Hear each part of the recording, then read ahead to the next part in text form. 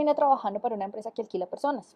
Es de mentira, 2 por hora, día temporal. Y el cerebro occidental mío dice automáticamente, muy japonés, es muy raro, muy Black Mirror. Y ahí la película te pone una zancadilla suave y te dice, no, esto no es ficción. Y eso es lo incómodo, porque eso sí existe. Desde los años 80 hay empresas en Japón que ofrecen exactamente ese servicio.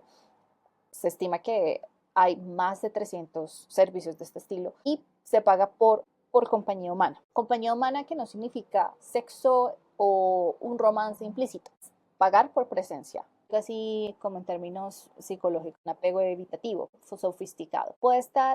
El Philip puede estar emocionalmente presente siempre y cuando hayan horario, reglas, salida segura, porque digo eso, el personaje, Philip, lleva 7 años en Japón, 7, no ha construido familia. En este caso, calma, regula, tiene, y una vez que uno sabe eso, ya es responsable, aunque uno lo quiera. Y aquí entramos a hablar del precio de la conexión sin responsabilidad. Lost in Translation, nadie le debe nada a nadie. Eso es una conexión pura, es orgánica, digámoslo así, pero es imposible de sostener. En Rental Family la conexión está regulada, tenida, clara, es segura, tiene límites específicos, pero es asimétrica. Philip no promete y nadie en esa empresa promete absolutamente nada, pero la promesa, bueno, hay una sola promesa, impactar. Su presencia va a impactar. Soy Vivian y esto es Cosecha Salvaje, un espacio para escuchar el mundo con atención, para viajar sin mapas rígidos y encontrar significado en lo cotidiano. Gracias por estar aquí. Hola, gracias por estar aquí de nuevo acompañándonos. Gracias por ser parte de las 34 almas que componen nuestra comunidad. No es muy grande, pero vamos creciendo y eso es lo que importa en ese momento, calidad que cantidad. Así que gracias por quedarte aquí con nosotros. Hoy tengo una reflexión bien interesante porque son de ese tipo de películas que te hacen pensar, ese tipo de películas que te cambian. Suena cliché, sí, pero es verdad. Te cambian y te hacen ser otro. Pero bueno, te lo voy a contar cómo se cuentan las cosas importantes. No como una reseña, ni como vi la película y se trata de esto o aquello, sino como cuando te sientas con alguien y dices, no sé exactamente qué fue, pero algo me movió. Sin apuro, sin vueltas, simplemente desviándome del tema, pero confíen en mí, todo conecta. Porque hay películas que no se ven, se sienten, se habitan, no entran con música fuerte, no te agarran del cuello, no buscan shock ni moraleja, simplemente se sientan contigo y no se van.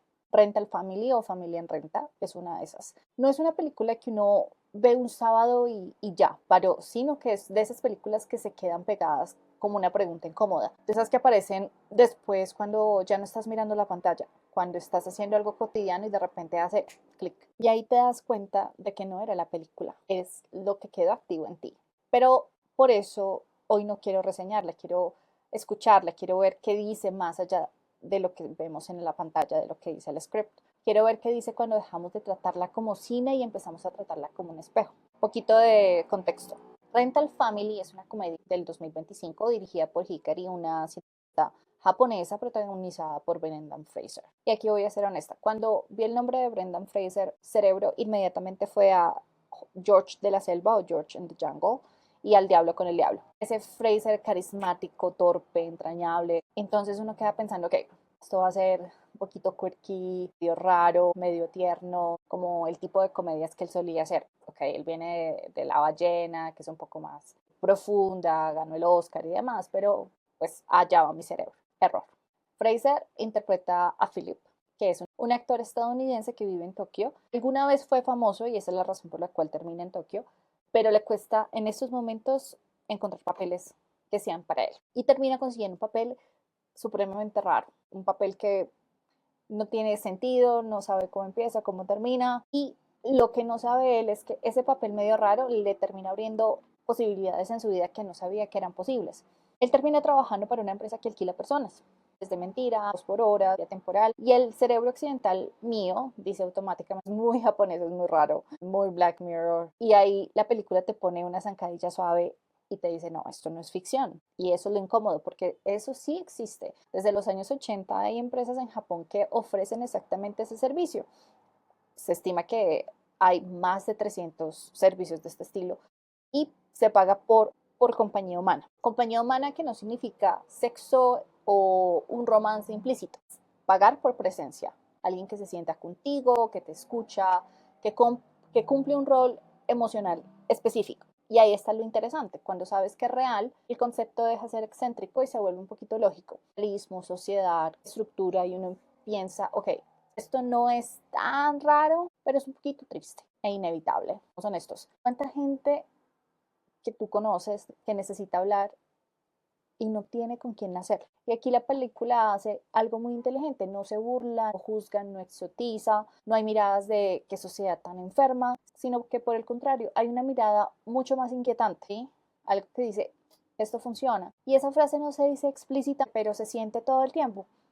En la película incluso se menciona algo clave. Japón no se importan profundamente. Decir necesito ayuda no es realmente neutral, es estigmatizante. Nadie quiere ser juzgado por su falta de relaciones emocionales, digámoslo de esa manera. Pero el cuerpo no sabe de estigmas. El sistema nervioso no lee contratos, no dice, ah, no, esto no cuenta porque hay dinero de por medio. Dice, alguien me mira, alguien se queja, alguien me regula, y eso se siente real. Que responde a cosas primarias: presencia o no atención, atención, sincronía, tiempo. Y ahí Rental Family empieza a tocar algo muy delicado. Muchas relaciones reales ya son performativas, versiones editadas de nosotros mismos, roles aprendidos, sin verdad completa.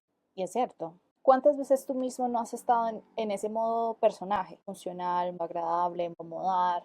La película no inventa eso, solo deja sin música de fondo. Ahora, tenemos que hablar de Philip, porque ese es el corazón. Philip no es frío, Philip no es distante, no es insensible, Philip es cuidadoso. Él escucha, queda, sostiene, y es un poco peligroso porque no es alguien que no sabe amar, sino que es alguien que aprendió a amar sin exponerse. Algo así como en términos psicológicos, un apego evitativo, sofisticado. El Philip puede estar emocionalmente presente siempre y cuando hayan horario, reglas, salida segura, porque digo eso, el personaje, Philip, lleva 7 años en Japón, 7, no ha construido familia, ninguna. La desea 100%, se nota, es algo que es una escena súper silenciosa, pero grita en sí misma, y es cuando él llega al apartamento después de un día de trabajo, se sienta en el balcón a observar lo que hay enfrente. Otro edificio con gente viviendo sus vidas. Y él lo mira como algo que quiere, evidentemente, pero no se permite tocar. ¿Sí? Así que el corazón de Philip es un corazón grande, pero el trabajo le pesa. Eso casi no acepta el primero. Él se siente impostor. La manera en que lo convencen de que en realidad lo que está haciendo no es algo malo, para él lo siente extraño, porque él lo dijo, me siento jugando con la vida de las personas, y lo convencen de una manera brutal, pero muy inteligente, ¿sí? Lo que le dicen básicamente es, aunque la experiencia es falsa, la superficie, el efecto es real, y ayuda. Y esta es una de las cosas más maduras de la película. Ahí es donde la película empieza a convertirse adulta. No presenta a nadie como roto, no hay individuos defectuosos. La soledad realmente no es un defecto personal, es estructural, no es que no sabes amar o que no hay suficientes espacios seguros para hacerlo.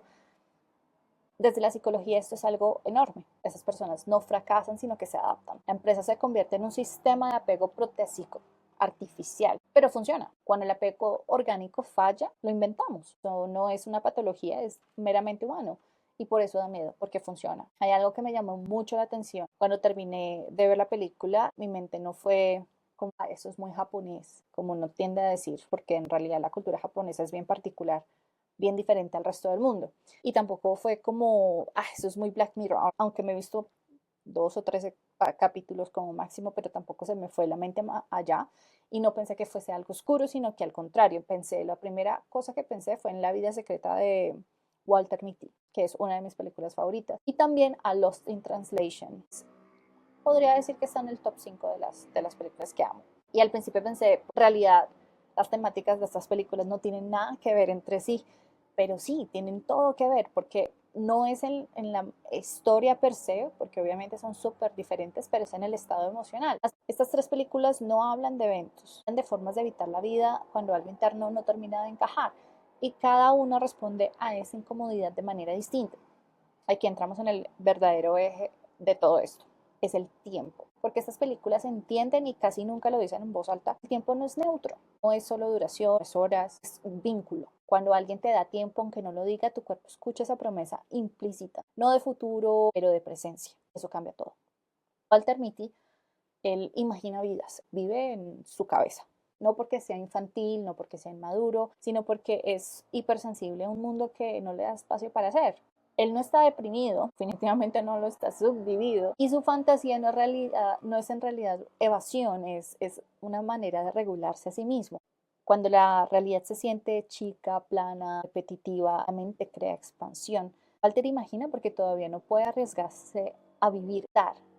Vive el tiempo de algún día haré, algún día me iré, pues por su situación y demás.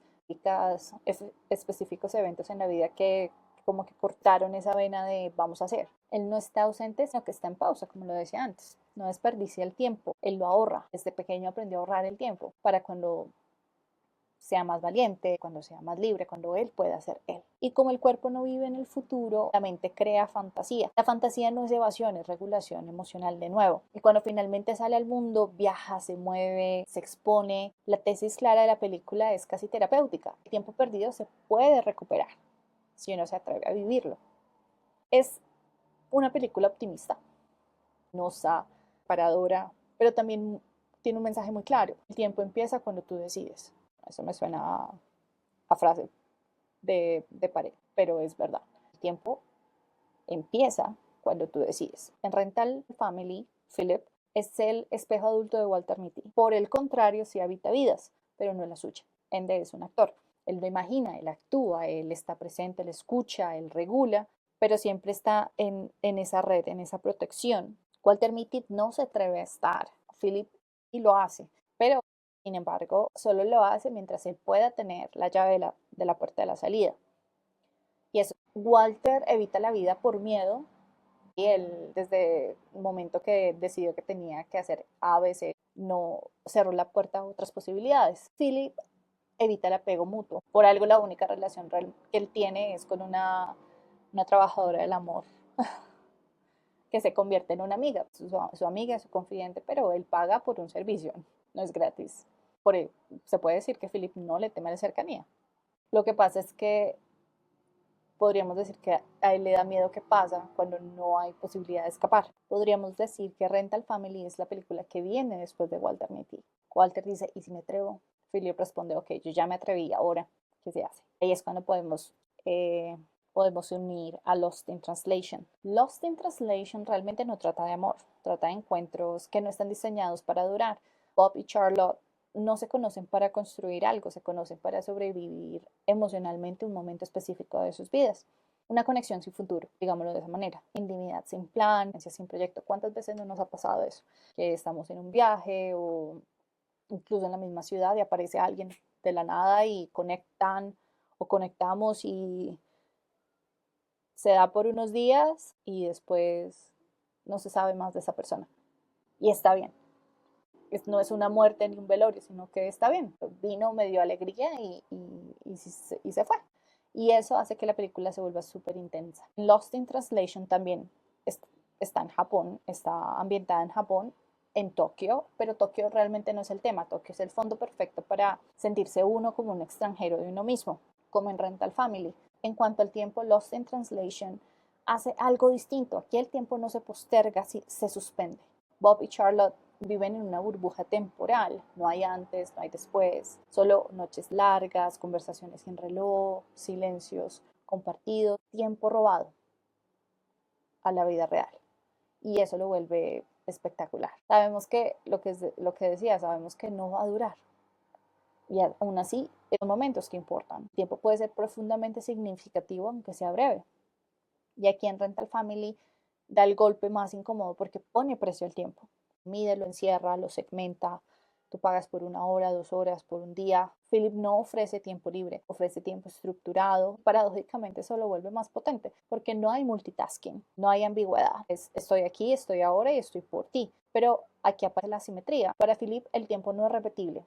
Perdón, es repetible. Para los clientes el tiempo es acumulativo. Misma historia, un peso distinto. No es abuso, no es asimetría emocional, la simetría tiene peso moral. El cuerpo no entiende de horarios, el sistema nervioso tampoco entiende de contratos, agendas emocionales, entiende de ritmo. Si alguien está contigo con atención plena, tu cuerpo registra cuidado. Y cuando eso se corta, hay un microduelo. ¿Por qué? No porque hubo engaño, sino porque hubo presencia real. Y ahí es lo más incómodo de esta película. La presencia no es neutral. Philip en este caso calma, regula, sostiene. Y una vez que uno sabe eso, ya es responsable, aunque uno lo quiera. Y aquí entramos a hablar del precio de la conexión sin responsabilidad. Lost in Translation, nadie le debe nada a nadie. Eso es una conexión pura, orgánica, digámoslo así. Pero es imposible de sostener. En Rental Family la conexión está regulada, tenida, clara, es segura, tiene límites específicos, pero es asimétrica. Philip no promete y nadie en esa empresa promete absolutamente nada, pero la promesa, bueno, hay una sola promesa, impactar. Su presencia va a impactar. Y ahí la película se transforma un poquito más adulta que Walter Mitty y más incómoda que Lost in Translation, porque en realidad no romantiza el encuentro pasajero, te pregunta algo un poco más difícil. ¿Qué responsabilidad tienes por las emociones que ayudas a crear? Las tres películas comparten algo rarísimo en el cine, pero parece que se está normalizando últimamente, que son las masculinidades suaves. Walter no compite, Bob no conquista y Philip no domina. Son hombres sensibles, observadores, silenciosos. Cada uno corresponde o responde a un mundo distinto. Walter huye hacia el futuro. Bob flota en el presente y Philip segmenta para no perderse y sostener cansa. ¿Por qué Rental Family duele un poco más? Porque Walter Mitty termina con expansión. Él al final, todo lo que tenía en su cabeza se manifestó. Lo pudo vivir en carne propia. Al final logró hacer un poco más de lo que tenía planeado. En Lost in Translation es esa belleza melancólica, un adiós que deja ese sabor de cumplimiento, aunque esa no es la palabra correcta, esa sensación de satisfacción. Pero en Rental Family, con responsabilidad, no hay un viaje transformador, no hay un susurro final romántico, sino que hay conciencia. Philip entiende que su presencia realmente importa y su ausencia también. No es que empezamos con algo y lo cortamos y te mueves a lo siguiente. Y esa persona, ¿qué pasa con esa conexión con la que vine trabajando? Y me dicen que ya no puedo trabajar más en esa conexión. Es un poco interesante. Y esa realmente es una carga que las otras películas no ponen sobre la mesa. ¿En qué se diferencia? Walter Mitty dice vive, Lost in Translation dice vas a sentir aunque sea por un momento, pero Rental Family pregunta ¿qué haces con lo que despiertas en otros cuando estás? Y cuando te vas, lo que decía antes. Y esa pregunta entonces responde con fantasía, romance, viaje, se responde con presencia consciente. Y por eso Rental Family se queda más con uno. No porque sea triste o no porque sea más honesta, sino que ellos no cierran. No hay aprendizaje final, no hay redención, hay conciencia. Philip en realidad no se transforma, él sigue siendo su trabajo, pero es un poco más responsable de la manera en que lo están haciendo. ¿Responsable de qué? Del impacto, de su ausencia, de lo que va a despertar con el solo hecho de estar. ¿Por qué es tan difícil? No, porque es tan fácil estar para otros y tan difícil estar para la familia. ¿No les parece?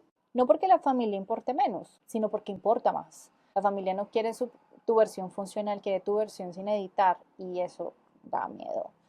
Philip puede ser un padre perfecto porque hay salida, sabe que hay un comienzo y un final. Y la familia real realmente no tiene créditos finales, la muerte. Al final, Randall Family no te dice qué hacer, te deja con una idea insistente.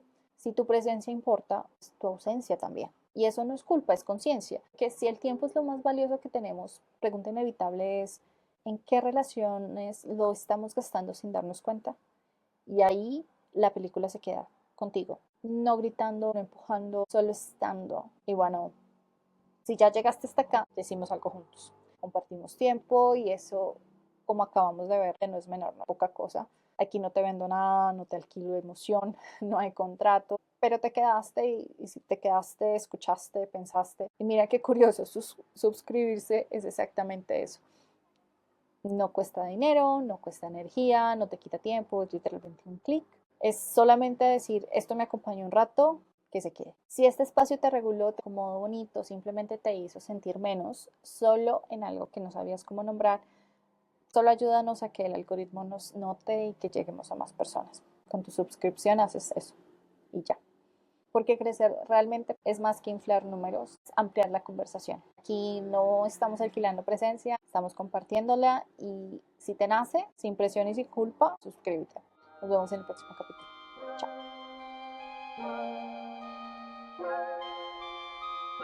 Gracias por escuchar. Si quieres acceder al episodio completo y al material extra, puedes unirte a nuestra comunidad en Patreon. Sigue Cosecha Salvaje.